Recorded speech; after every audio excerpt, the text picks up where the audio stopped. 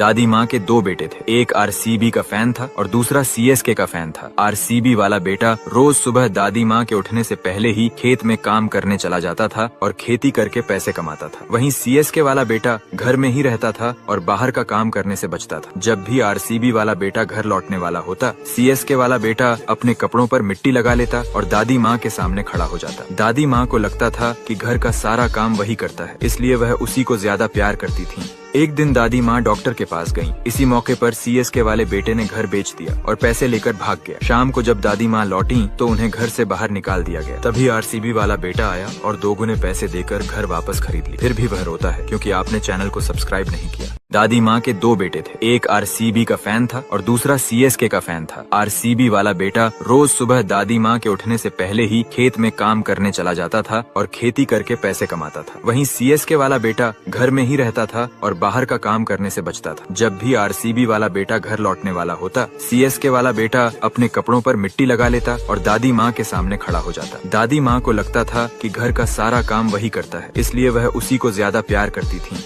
एक दिन दादी माँ डॉक्टर के पास गईं। इसी मौके पर सीएसके वाले बेटे ने घर बेच दिया और पैसे लेकर भाग गया। शाम को जब दादी माँ लौटी तो उन्हें घर से बाहर निकाल दिया गया। तभी आरसीबी वाला बेटा आया और दोगुने पैसे देकर घर वापस खरीद ली। फिर भी वह रोता है क्योंकि आपने चैनल को सब्सक्राइब नहीं किया।